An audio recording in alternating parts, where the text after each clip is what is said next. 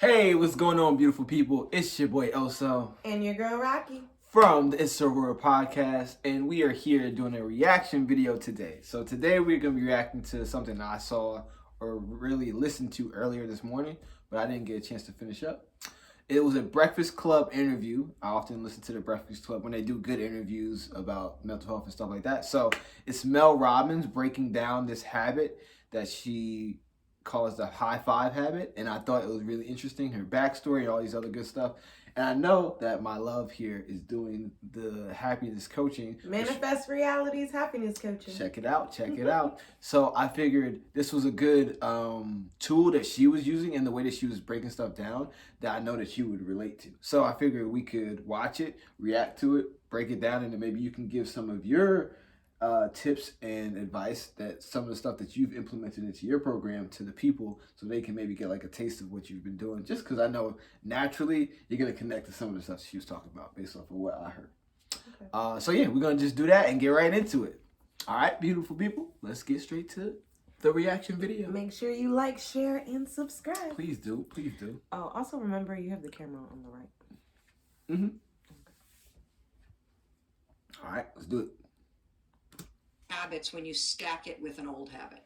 So hopefully we're all brushing the gunk out of our mouths so we're not spread. So we're going to start, I forgot to say that. I'm going to start like a little bit into the interview because it's pretty long.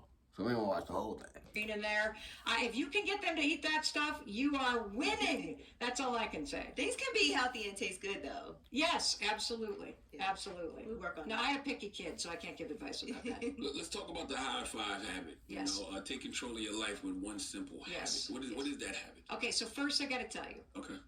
This is going to sound like the stupidest thing you've ever heard. Mm-hmm. And do not make the mistake of dismissing this because the idea is stupid, because I stumbled into something. Again, I fell into a hole. This is the most powerful thing I have ever discovered in my entire life. And it unpacks decades of research in psychology, in human behavior and habits. It's insane. And so what is it? Basically, you're going to stand in front of the mirror every morning, mm-hmm. right after you brush your teeth. Mm-hmm. And I want you to do it after you brush your teeth because we know based on research that your brain learns new habits when you stack it with an old habit. Ooh. So hopefully we're all brushing the gunk out of our mouths so we're not spreading drag. Sorry about that, beautiful people. We had some technical difficulties. We switched the camera around, and now we're good. So we're about to go. All right, cool. Our mouths so we're not spreading dragon breath all over the place, right? Now I want to teach you using science how to get all of the gunk out of your mind, body, and spirit. And I'm talking generational shit here. Okay. So as you stand in front of the mirror, you're going to put your toothbrush down and you're going to look in the mirror. That's step one.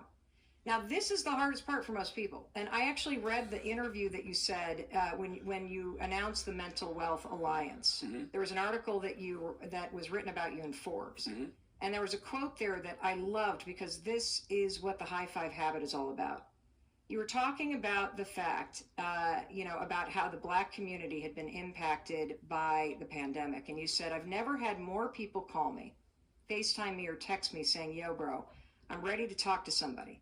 Everybody's sitting at home and having to deal with themselves all the time. Mm-hmm. And there's a lot of people who are just seeing themselves for the first time, and they may not necessarily like what they see. Yeah. Mm.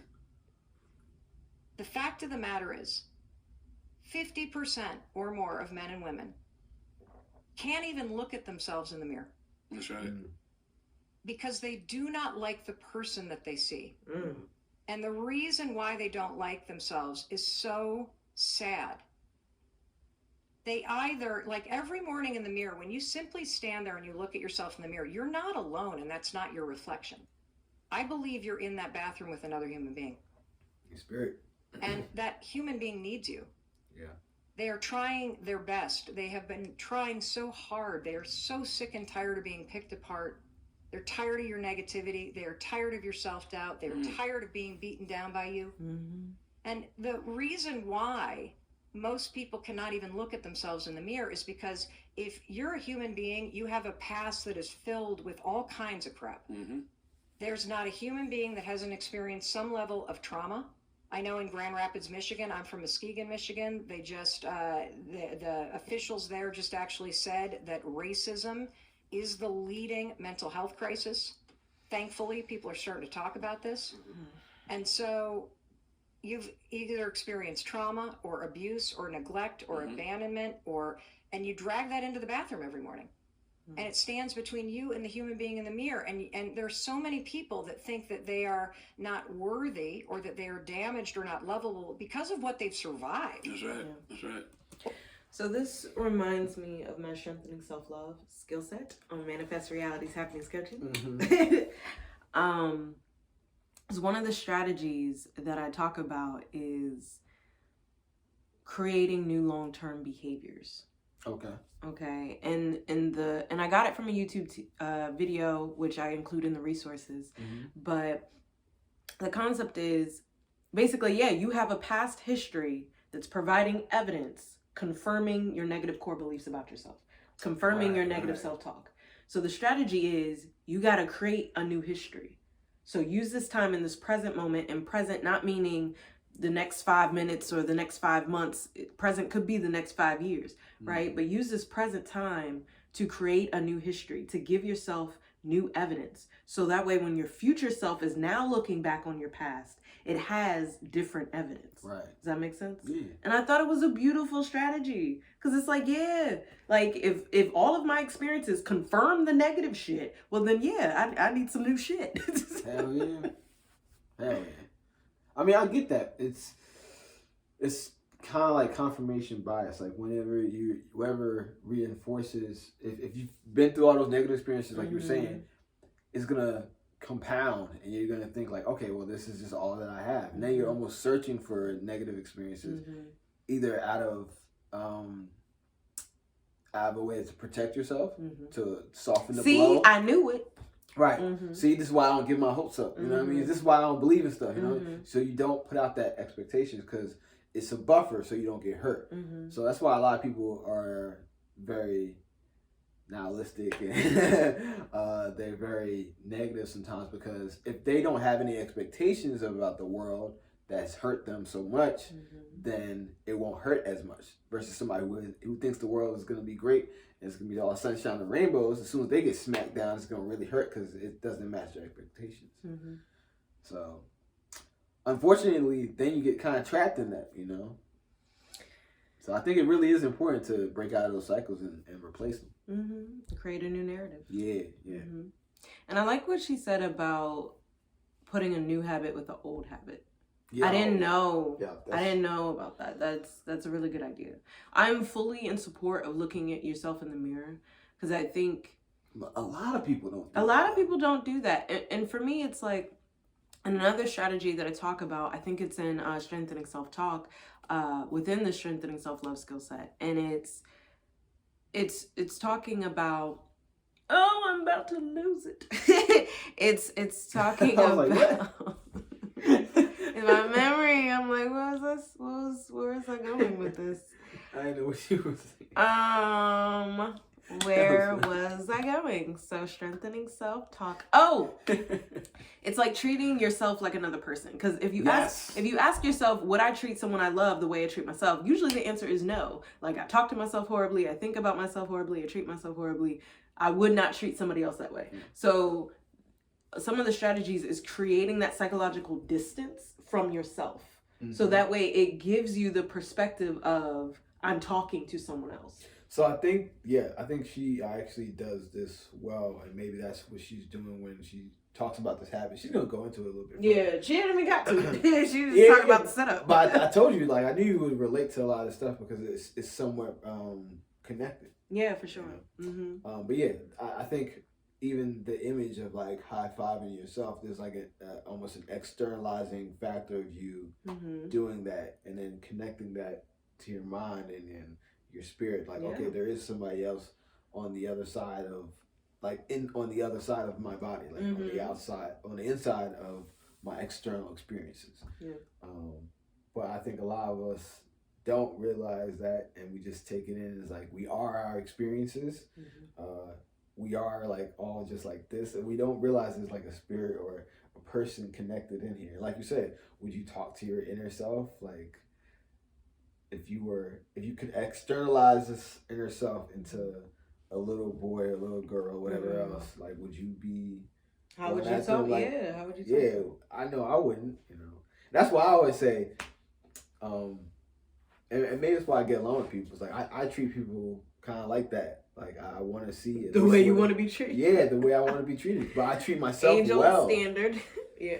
But that's the thing. Yes, I treat myself like with grace and like trying to be positive. So that's probably why people get that same vibe from me. Like naturally, I won't even be saying anything. It's just maybe the lack of a stare down or like the fact that I am smiling or something else like that. That might be even foreign to them. Just because their experience has been always negative, or they're always on the look for the negative as a defense mechanism, like we talked about before. But yeah, let's see what else you guys say. Like I think it's gonna like lead to externalizing, like you were talking about. Or if you're human, you've done a lot of stuff that you regret. You've cheated, you've lied, you've hurt other people, you've hurt yourself, you've squandered opportunity, you've stolen stuff. I mean, everybody has stuff they regret. Stuff that they would forgive all of us for.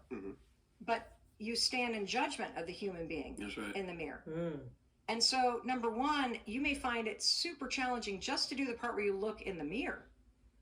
But what I want you to do is I want you to then raise your hand, as cheesy as it sounds, I want you to high five the human being you see. And what's incredible about this simple habit is that, number one, you have high-fived other people your whole life.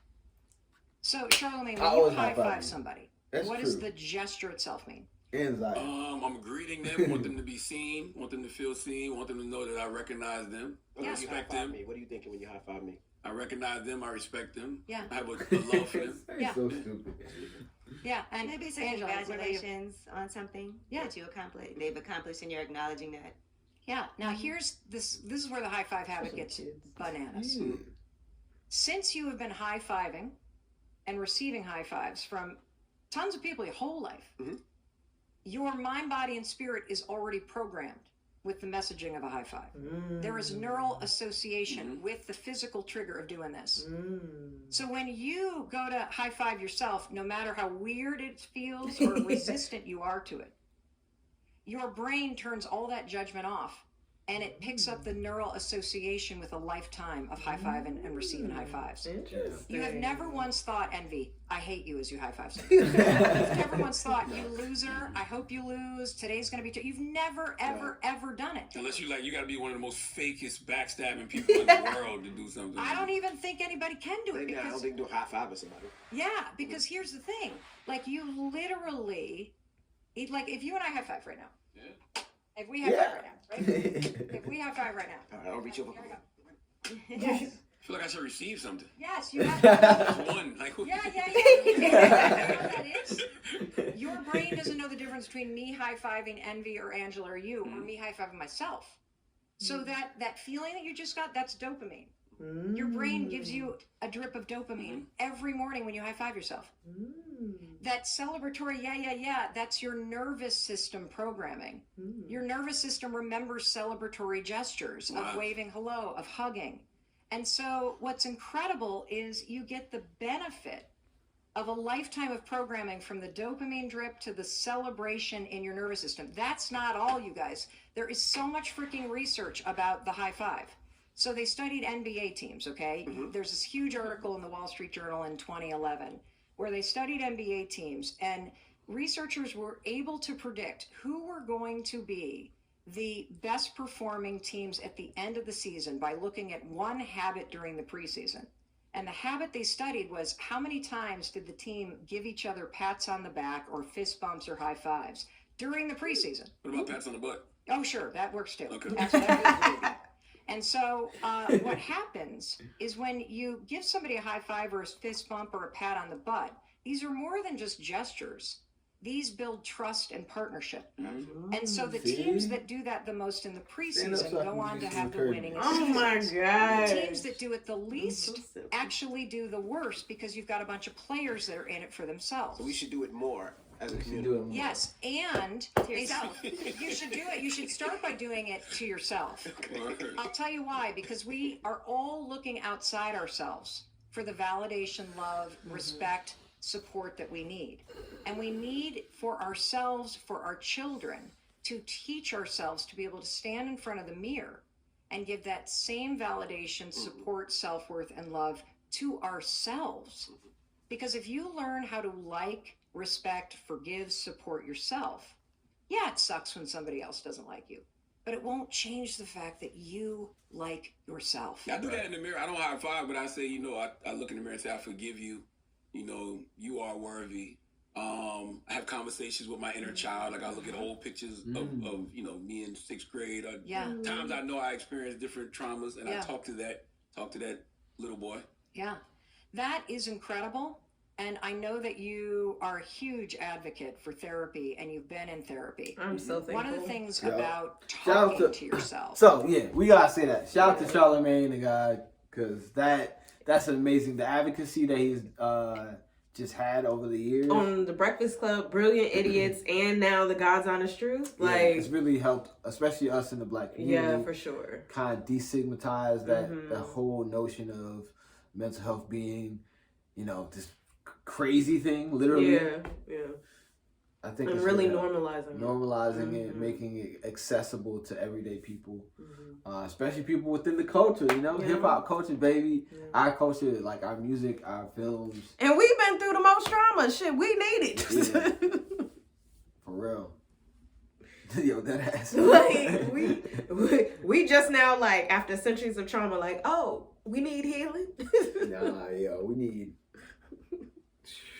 You know how much that centuries of trauma done impacted? We talking families, we talking relationships, we talking our individual selves, we talking parent-child dynamics. Like, It's a lot. Negro, please.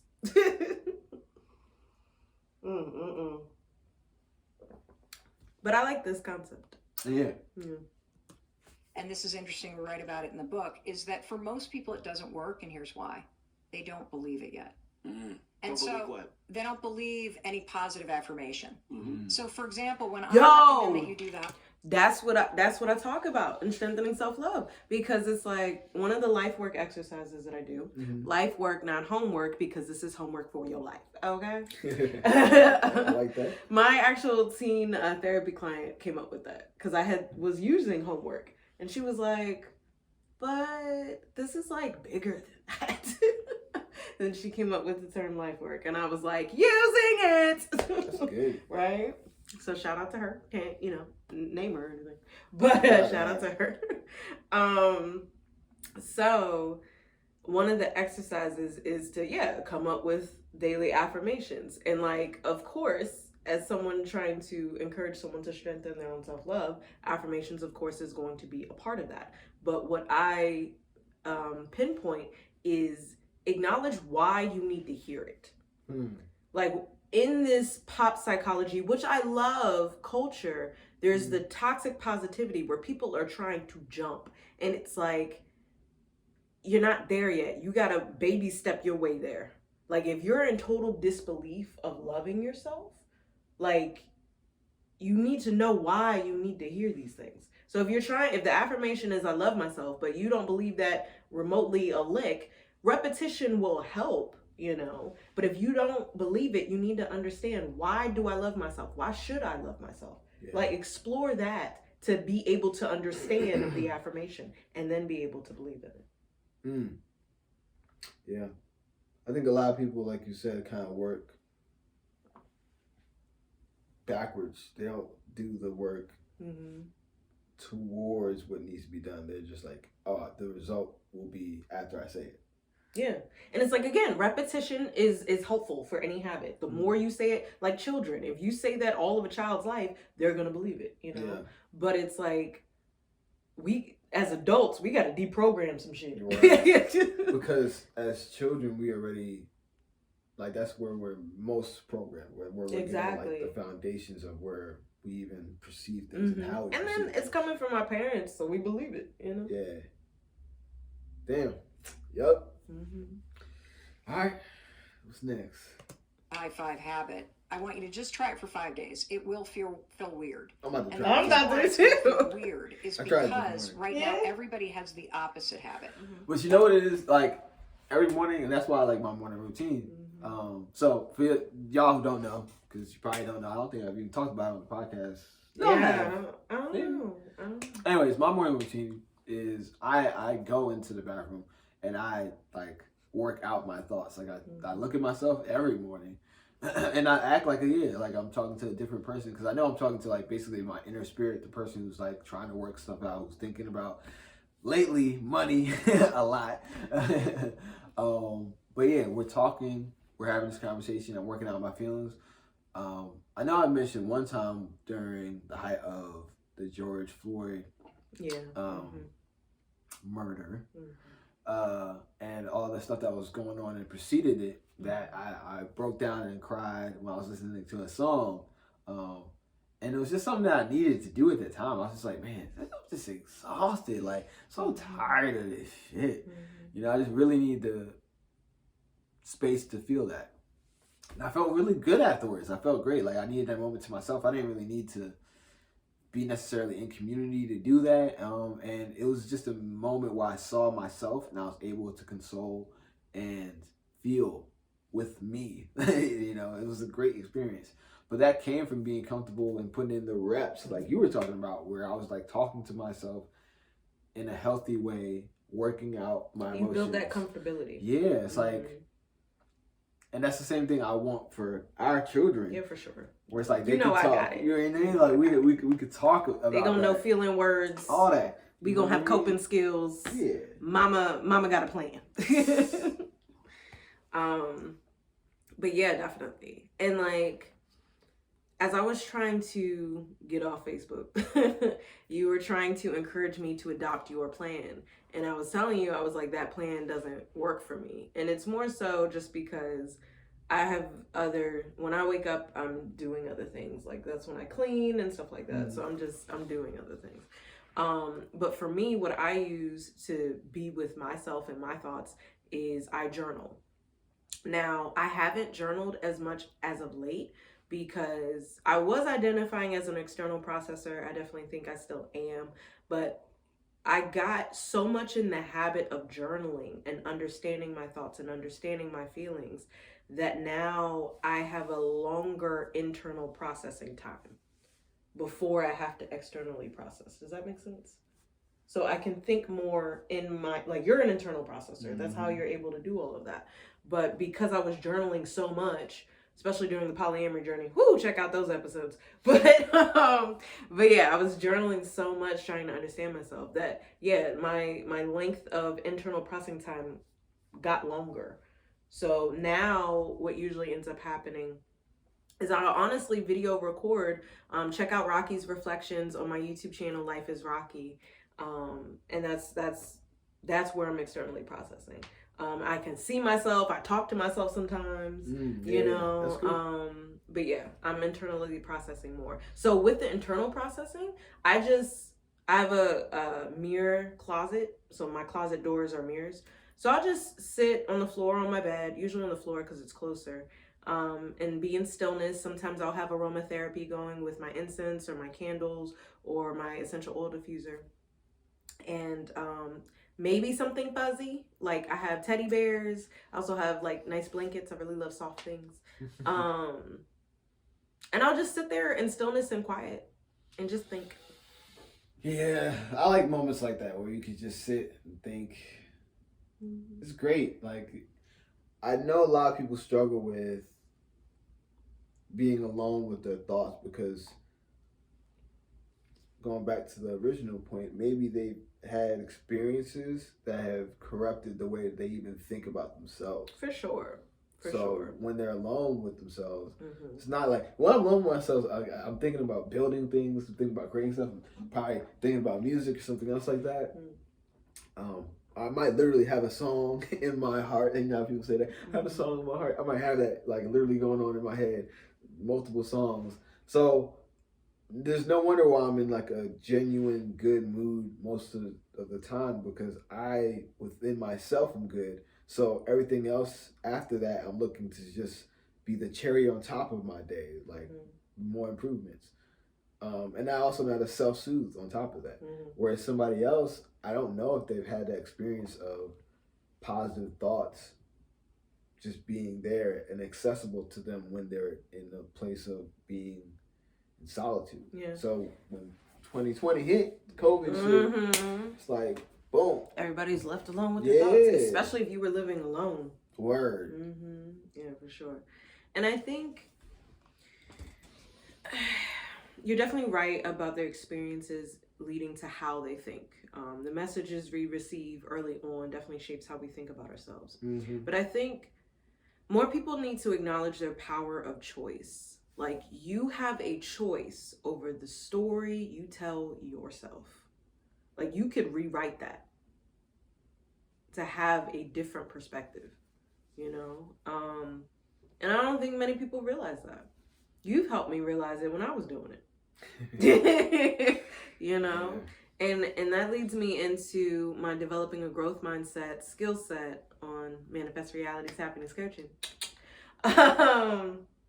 Where it's like, yeah, changing how you think. Literally getting to a fork in the road and saying, all right, this is the autopilot, right? This is how I've been thinking, right? But that shit don't feel good. So like, if I had a choice, I don't really want to choose that, you know? But at this point in stage and age, you're on autopilot. So you're not even in the driver's seat. You in the back seat telling the nigga how to drive. And that you know, autopilot's just, I'm doing what I want, you know? So it's like, first you have to even acknowledge that you're in the car. That you have choice over your thoughts, right? To then be able to be like, give me that damn wheel. And go the direction that you want to think about, you know? And it's not to say that it's easy, it's hard as fuck. It's controlling your thoughts. You know how many thoughts we have? Yeah. So, but that is the strategy, you know? So, yeah.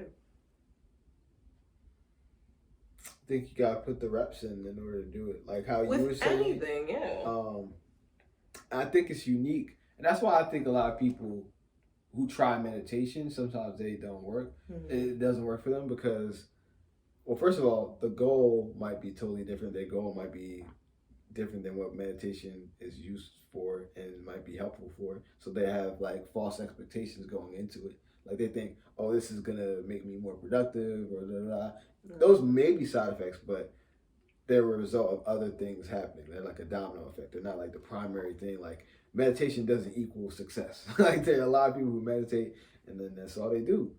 And they're successful at meditating. You know what I mean? So there's that. But also like, they might not have found the process that works for them that gets their thoughts to be externalized or their thoughts to be still. So like how you were saying your writing helped with you and then now you were able to better connect on the internal side. For them, meditation might not work in that same fashion, like the traditional form of meditation. They may need to meditate in different ways. Like writing to me is a form of meditation if you're doing it in a way where you're clearing your mind and like you're just focused on one thing, or you're just focused on the thoughts that are coming and you're getting them out. You're not necessarily like concerned about it. Sometimes like when I'm writing, I don't be concerned about punctuation or nothing. I was just like, you know, naturally it's pretty right. But like if I fuck up something, it's like, I do not understand people judging their journals. You are the only person seeing it, bro. Right. You ain't getting graded on it. Yeah. So sometimes you just be going off like that. And it helps. It helps you really get that shit out, flesh it out. You know, so maybe that's the form of, and maybe the meditation is the wrong word, but the form of externalizing like that mindfulness and being able to access your thoughts and just see the thoughts and without judging them. You know, we're very judgmental. That's the problem. It's like you can't judge every thought that you have. Instead of it, be curious about where it came from, and then you get to know yourself better. And then also, radical acceptance skill set and manifest realities happiness coaching. Sometimes you just gotta accept what is. Like, just let it be. Without a good or bad judgment, just let it be. Yeah. All right, that was. I mean, I'm sure there is more, but like I think that was like a good reaction because there's a lot more. I don't want to like go over the whole video. So, So yeah, this was Mel Robbins breaking down the high five habit, which she wrote a book on. I see it in the background. Yep. Mm-hmm. Good product placement. Yeah. Excellently pretty. You know. So I really like the interview. If y'all want to check out the rest of it, it just came out today. And we can put the link in the description box below. In the description box. So thanks for joining us for Rocqi's reactions, plus also in addition, I'm guest starring, doing my little cameo. So thanks for joining us, and be sure to check out the rest of our content. Thank you for being patient with us on the videos. Like, I know we're going to be putting out different style content, but let us know how you feel. Yes. We're kind of like opening ourselves up a little bit more because we're not able to do some of the stuff when it comes to the podcast recordings. Mm-hmm. So a lot of it's going to be more personal. We're going to be doing... what we're doing next, like the love languages. Yeah, yes. So check those videos out. Get to know us. Right. Check those out. Any other things before we done? That's pretty much it. Make sure you subscribe. You already know. Hit that bell. Do all those good things. You know, help us get up there. Help out that algorithm. Watch another video. All right, y'all. We'll catch you on the next one. Thank you so much for joining us. It's your boy Oso. And your girl Rocqi. We'll see you next time, y'all. Peace. And love. Always. We out.